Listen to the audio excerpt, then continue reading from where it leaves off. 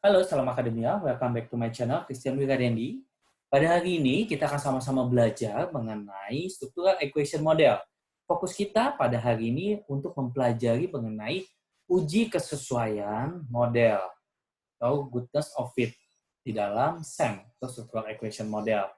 Nah, pada materi kita mengenai ini, saya akan menggunakan aplikasi dari Lisrel. Bapak, Ibu, serta teman-teman semuanya, silakan subscribe channel saya, Christian Wiradendi, untuk mendapatkan informasi serta ilmu terbaru untuk membantu Bapak, Ibu, serta teman-teman semuanya, khususnya dalam penelitian dan ilmu pengetahuan. Oke, di hadapan layar kaca Bapak, Ibu, saya sudah memberikan deskripsi singkat mengenai uji kesesuaian model atau goodness of fit berkaitan dengan SEMS atau Structural Equation Model. Setelah itu baru kita akan coba sama-sama praktek hasil output dari listnya tersebut. Kemudian kita analisis. Oke, di sini menurut George Koch dan Solbohm, untuk menguji model SEM dapat dilakukan melalui pendekatan dua tahap. Ya, dalam metode analisis SEM, statistik diuji secara individual menggunakan uji T, ya, menggunakan T-values, di mana Lisrel mengkonfirmasikan hasil uji T secara lengkap dengan tingkat kesalahan uji ditetapkan sebesar 0,05. Jika hasil uji menunjukkan non-signifikan, Lisrel akan mencetak keluaran tersebut dengan sebuah garis diagram jalur berwarna merah.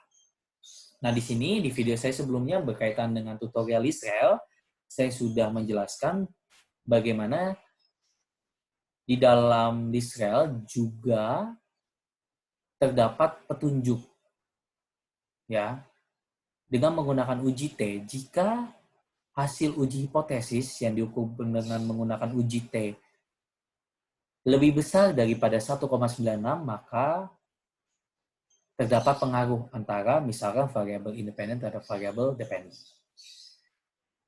Jika kurang dari 1,96, maka tidak terdapat pengaruh. Oke, di samping itu juga, SEM juga menguji model yang disuruhkan secara keseluruhan dengan nama uji kesesuaian model. Ya, dapat diuji secara individual dan dapat diuji secara keseluruhan. Nah, secara individual menggunakan uji T, T-values, kemudian secara uji keseluruhan menggunakan uji goodness of fit. Nah, dalam SEM, yang dimaksud dengan kesesuaian model adalah kesesuaian antara matriks kovarian sampel dengan estimasi matriks kovarian populasi. Nah, secara umum dijelaskan bahwa keragaman yang ada pada sampel apakah sesuai atau representatif dengan keragaman yang ada pada populasi. Di mana suatu model dikatakan fit atau sesuai dengan data apabila matriks kovarian sampel tidak berbeda dengan matriks kovarian populasi yang dihasilkan. Nah, di sini bagaimana kita menilai goodness of fit? Ya, jika goodness of fit yang dihasilkan suatu model itu buruk, maka model tersebut harus ditolak. Metode ini adalah mengestimasi awal model pengukuran, CFA, Confirmatory Factor Analysis secara simultan, lalu mengevaluasi model pengukuran tersebut. Nah, pada dasarnya ukuran goodness of fit terdiri dari 3 ukuran. Ya, yang bersifat absolut, kemudian incremental, dan parsimoni. Jadi, di dalam uji goodness of fit ada 3 pengukuran, 3 indikator di dalamnya, yaitu secara absolut, incremental, dan parsimoni. Dan ketiga, ukuran tersebut harus terwakili untuk melihat apakah goodness of fit, apakah uji kesesuaian model penelitian Bapak Ibu itu baik ataukah tidak. Nah, saya akan coba menjelaskan satu persatu. Yang pertama adalah ukuran absolute fit test, di mana ukuran-ukuran yang biasa digunakan di dalam absolute fit test itu adanya chi-square, kemudian RMSEA, root mean square residual RMR, GFI, dan banyak lagi. Namun di sini sebenarnya ukuran dari masing-masing indikator tersebut, baik absolut, parsimoni, dan incremental, itu Bapak Ibu bisa gunakan semua, tetapi bisa juga yang diwakili. Jadi bisa 2, 3 yang diwakili masing-masing indikator. Ya. Nah, di sini saya mengambil chi-square dan RMSEA untuk mewakili dari ukuran absolute fit test ini. Di mana nilai chi-square yang diinginkan adalah nilai chi-square yang kecil dan P di atas 0,05, yang berarti kecocokan model itu baik atau good fit.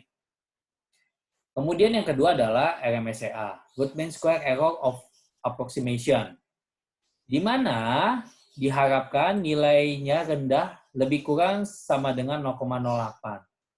Nilai RMSEA yang kurang daripada 0,05 mengindikasikan nilai goodness of fit sangat baik. Nilai RMSEA yang kurang dari atau sama dengan 0,08 mengindikasikan model cukup baik. Namun yang di atas 1 mengindikasikan goodness of fit model perlu diperbaiki. Kemudian yang kedua adalah parsimony fit measures, ukuran yang kedua atau indikator yang kedua di dalam penilaian kesesuaian model atau goodness of fit. Parsimony. Nah, parsimony juga sama banyak. Di sini saya mengambil 5. Bapak, Ibu, serta teman-teman bisa mengambil semuanya, bisa mengambil 2 atau 3 yang mewakili. Nah, di sini saya mengambil ECVI, AIC, CAIC, PGFI, dan PMFI. Ya, secara singkat, misalkan nilai ECVI model yang baik harus lebih kecil dari nilai ECVI saturated dan ECVI independence. Kemudian AKIK information criterion, AIC, nilai AIC model yang baik harus lebih kecil dari nilai AIC saturated dan independence. Kemudian CAIC, nilai CAIC model yang baik harus lebih kecil daripada CAIC saturated dan CAIC independence. Kemudian PGFI, indikasi model yang baik yaitu lebih besar dari 0,6, begitu juga dengan PMFI. Itu mengenai ukuran yang kedua, parsimony. Yang ketiga adalah incremental fit measures, di mana ukuran kecocokan model secara relatif digunakan untuk perbandingan model yang diusulkan dengan model dasar yang digunakan oleh peneliti. Nah, di sini saya mengambil ukuran dari incremental, yaitu comparative fit index, dan incremental fit index, CFI dan IFI. Di mana nilai CFI yang direkomendasikan untuk indikasi model yang baik, yaitu di atas 0,9. Nah, jika nilainya antara rentang 0,8 sampai 0,9 adalah marginal fit atau cukup baik. Begitu juga dengan nilai IFI. Nah, saya coba membuat ringkasan goodness of fit di sini. Goodness of fit, kemudian cutoff value atau batasnya, dan ini adalah keterangan good fit. Ya. Selanjutnya, kita akan mencoba menilai model dari Lisrel tersebut. Nah, di video saya sebelumnya, saya menampilkan bagaimana Lisrel, dan di sini saya juga menampilkan bagaimana hasil dari Lisrel tersebut. Nah, ini adalah contoh misalkan Lisrel, output Lisrel. Di sini ada estimates, kemudian t-values yang tadi sama-sama menguji secara hipotesis, uji hipotesis, kemudian bagaimana cara Lisrel ini atau SEM ini untuk menguji kesesuaian model. Nah, di dalam Lisrel ini terdapat output. Kalau ini lebih kepada diagram untuk menentukan berpengaruh, kemudian besarnya pengaruh kita menggunakan standardized solution. Nah, kita sekarang fokus adalah menguji kesesuaian model. Caranya adalah di sini kita minimize dulu, dan di dalam hasil Lisrel ini ada hasil namanya gabungan out. Maksudnya adalah output. Di sini kita perbesar. Nah, di dalam output ini banyak. Bapak Ibu bisa tarik ke bawah, nanti sampai munculnya goodness of fit statistik. Ya, goodness of fit statistik. Di sini, ini Bapak Ibu bisa copy paste. Ya, copy paste sampai ke bawah. Hasil dari goodness of fit tersebut. Silakan Bapak Ibu, goodness of fit statistik penelitian Bapak Ibu, silakan di copy paste untuk kita analisis, copy paste ke dalam Word. Ya, di sini tinggal Ctrl C saja. Habis itu kita pindahkan ke Word, Ctrl V.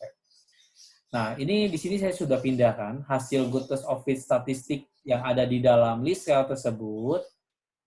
Ya, di dalam sini saya pindahkan ke Word untuk sama-sama kita analisis. Ya, samanya 2332 797,02. Oke, setelah kita pindahkan, baru kita analisis apakah model penelitian Bapak Ibu serta teman-teman semuanya apakah baik ataukah tidak. Ya, di sini dari tabel ini kemudian kita analisis. Nah, hasil dari goodness of fit tersebut akan menunjukkan apakah model penelitian Bapak Ibu apakah baik untuk dilanjutkan, apakah buruk dan harus ditolak. Oke, kita sama-sama melihat di sini chi-square cutoff value-nya adalah P di atas 0,05.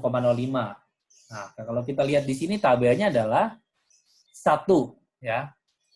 P chi-square. Yang berarti adalah good fit. Kemudian p-value for RMSEA di atas 0,05. Batasnya berarti di sini 0,0 ya. Berarti good fit. Kemudian HFVI saturated dan independence model. Ya, HFVI saturated 13,26, HFVI independence adalah 66,04. Maka dapat dikatakan bahwa HFVI model ini melalui ukuran HFVI dapat dikatakan good fit, ya. Kemudian AIC saturated dan independence model, di mana nggak jauh beda antara HFVI dan AIC harus menunjukkan bahwasannya nilai saturated dibandingkan independence, nah seperti ini yang tadi kita sudah lihat, HFVI dan saturated harus lebih kecil dari nilai HFVI model yang baik harus lebih kecil dari nilai HFVI saturated dan HFVI independence. Begitu juga dari AIC. Kalau kita lihat di sini, nilai HFVI saturated 13,26. Kita lihat di sini HFVI 13,26 lebih kecil, ya kan? HFVI dari tabel 13,6 lebih kecil dibandingkan HFVI saturated dan independence. Berarti 13,26 lebih kecil daripada 24,97 dan 66,04. Ya, begitu juga dari AIC.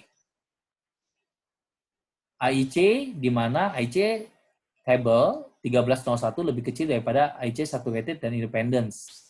4970 dan 13443. Nah, lihat di sini ada AIC saturated dan AIC independence, ya. Kemudian begitu juga CAIC dan lain sebagainya. Kemudian selanjutnya nilai comparative fit index CFI dan incremental fit index pun sama untuk mengetahui secara incremental. Kalau yang ini secara parsimoni, ya, dan dua ini adalah secara absolut. Kita lihat di sini comparative fit index dan incremental fit index. Lihat di tabel.